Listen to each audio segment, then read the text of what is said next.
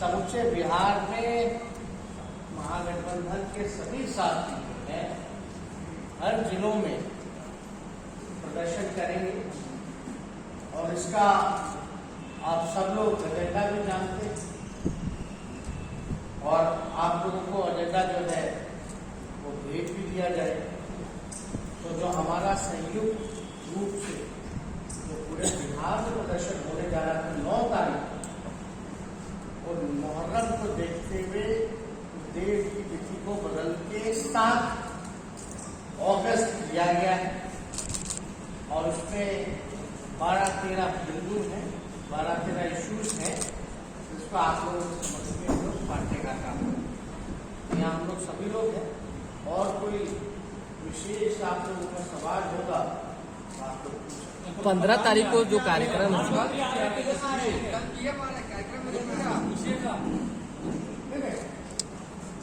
कार्यक्रम में आ तो रहे, लेकिन वो कार्यक्रम पहले से दिखता है मैंने प्रोटोकॉल के नाते, तो उसमें हमको भी न्योता मिला है और हम भी उस कार्यक्रम में शामिल रहेंगे। सर 15 तारीख को जो कार्यक्रम है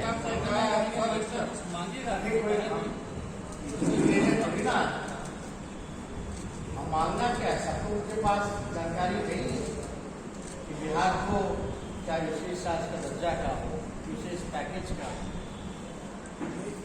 बहुत सारे इश्यूज हैं। लेकिन ये एजेंडा दूसरा है क्योंकि ये कोई सरकार द्वारा मीटिंग ऑर्गेनाइज नहीं की गई है। ये कार्यक्रम बिहार विधानसभा के अध्यक्ष ने तय किया है। तो ये बात तो हम लोगों को जहां मौका रहता है हम लोग तो कहते ही, हम लोग तो दिल्ली जान करके हम लोग जो है जाति जनगणना की बात कर देते, तो इसमें हम लोग पीछे थोड़ी ना। योगी आदित्यनाथ ने कहा कि धार्मिक जनसंख्या और संतुलन जो है अराजकता का कारण बन सकता है। अराजकता का कारण तो बेरोजगारी बन रहा है। ये अभी जो हुआ, यहाँ आप लोगों ने देखा होगा अग्निपथ जिसकी उन्होंने लॉन्च, बेरोजगारी के डर से लोगों में एक आक्रोश पैदा हुआ और वो जो आक्रोश जो है कैसे तब्दील हुआ वो आप सब लोगों ने देखा। देखिए ये धर्म के नाम पर राजनीति करने वाले जो जहर फैलाने का काम करते हैं, अब इन लोगों को सचेत होना पड़ेगा कि ध्यान जहां देना चाहिए वहां नहीं दे पाए। अब बेरोजगारी की ऐसी स्थिति बन रही है, महंगाई है, बेरोजगारी है, गरीबी है, लाचारी है, बीमारी है, अशिक्षा है, इस तरह का जो माहौल जो पैदा हो रहा है, जहां पलायन बढ़ता जा रहा है, तो वहां सचमुच अगर सरकार नहीं ध्यान देगी तो कंट्रोल करना मुश्किल है। सर 15 तारीख इसलिए जो रियल इश्यूज हैं, जो रियल मुद्दे हैं, सरकार को उस पर फोकस करना चाहिए। यूनाइटेड नेशंस का रिपोर्ट है, इसमें पोस्टिंग को लेकर 2023 तक इंडिया चाइना को सरपास कर लेगा पॉपुलेशन कंट्रोल। तो क्या आपको लगता है कि पॉपुलेशन कंट्रोल पॉलिसी लाना चाहिए देश में? पॉलिसी नहीं है अभी थोड़ी। अभी तो लोकतंत्र में इस विषय पे डिबेट करने की आवश्यकता है। कैसे अगर सचमुच समस्या है तो समस्या का क्या निदान होना चाहिए। लेकिन सवाल तो ये पैदा होता है कि चाइना इतनी बड़ी आबादी के बाद भी बहुत चीजों में भारत से आगे क्यों है, इस पे क्यों नहीं चर्चा की जाती। कहां चाइना कहां भारत। चाइना का दूसरी तरफ हिम्मत भी देखिएगा, भारत में घुस गया और लोग यहाँ हाथ पे हाथ धरे करते, गांव बसा दिया, इंफ्रास्ट्रक्चर बना दिया भारत में। Economy wise, GDP wise, development wise हर एक क्राइटेरिया देखिएगा तो after being a highest populated country, still is in several agendas में वो भारत से आगे क्यों?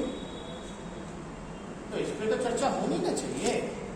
चाइना ने तो यानी एक तरह से चाइना ने ये भी हम तो क्या बोले, I am open for it, but it's a debatable thing. आप जो कह रहे हैं जिस चीज को लेकर के जिससे सवाल पूछा कि पॉपुलेशन जो है बढ़ रहा है, खतरनाक है कि नहीं है, तो ये तो डिबेटेबल चीज है, देखना पड़ेगा वाकई में खतरा है कि नहीं है।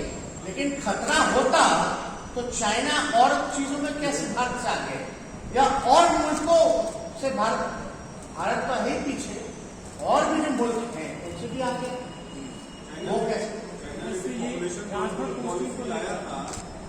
अब आप बदल दिया है, भारत में पहले लाइट ट्रांसफर पोस्टिंग को लेकर कहीं न कहीं जेडी और बीजेपी के बीच में घमासान सी हो गई है, क्या कहेंगे? पूरे ट्रांसफर पोस्टिंग पे सवाल हो रहे हैं। अब आपको देखिए कोई पहला मामला तो है नहीं, इससे पहले भी जो है कई ट्रांसफर पोस्टिंग हुए, और इसमें मंत्री जी का हम बयान सुने। मंत्री जी ने बोला कि माफियाओं ने कब्जा कर रखा है राजस्व विभाग, यही उन्होंने कहा है ना।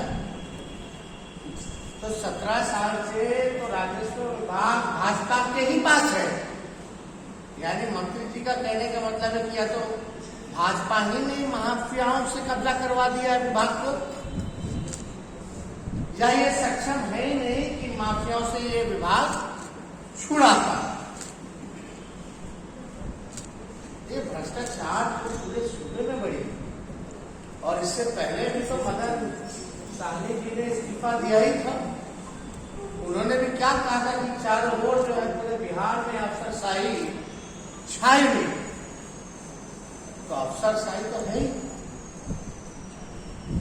और मुरा कुश्ती से तो बिहार को नुकसान हो ही जा रहा है। आपको आपत्ति है, हमने तो पहले भी कहा कि एक दूसरे को आपत्ति होते हुए भी एक दूसरे को गाली गलौज कर भी रहे हैं लोग, तो इससे भारी नुकसान तो बिहार का हो। कहाँ कोई काम हो रहा है बिहार में भाई? कोई रियल चीजों पे कोई आप बता दो कौन सा ऐसा स्कीम आ गया नई सरकार बनने के बाद, ऐसा कौन सा योजना आया है जिसकी चर्चा हुई है, या कौन सा योजना सफल किया हो पूर्व का जो चल रहा, जिससे हमारे बिहार के प्रदेशवासी लाभ पहुंचा हो? एक योजना बता दो। इस सरकार का कोई विजन नहीं है, कोई सोच नहीं है। आज बिहार को जरूरत है नई सोच की, नई विजन की, नई दिशा की, जो कि इस डबल नहीं ट्रबल इंजन सरकार में पॉसिबल नहीं। क्या हो रहा है आप लोग देख रहे हैं। तो सत्ता का मक्खन जो है, मलाई जो है, सबको चाटना है, इसलिए ना चाहते हुए भी नहीं छोड़ रहे एक दूसरे। अब इससे क्या फायदा क्या नुकसान, आप लोग तो होशियार लोग हैं, आकलन करते ही रहते हैं। 15 मायावती ने भी किया, ममता बनर्जी ने किया। क्या जो एनडीए है इस मामले में विपक्ष से आगे निकली, जो कैंडिडेट जो है उन्होंने दिया है, एनडीए के नेता आप लोगों से भी समर्थन चाह रहे हैं? खेला गया है। विपक्षी खेलने में बिखराव आएंगे, एक दल साथ जुड़ रहे हैं, आपका दावेदारी कितनी मजबूत है? लेकिन सबसे पहले राष्ट्रपति चुनाव को लेकर के विपक्ष की बैठक हुई और बातें आगे चली। नाम भाजपा के या एनडीए के जो प्रत्याशी के उनका नाम जो है बात का, हमको लगता है कि पहले अगर नाम आता तो शायद चीजें हो सकती थी, बदल सकता था। लेकिन हम लोग विपक्ष के लोग हैं, और जब विपक्ष ने सामूहिक रूप से कोई निर्णय लिया तो उसके साथ हम लोग जो है खड़े। आप लोग 15 तारीख को एक साथ बैठेंगे, कोई जगह चयनित की गई है, हॉल कहीं भी बैठेंगे? और सूचना आपको लोगों को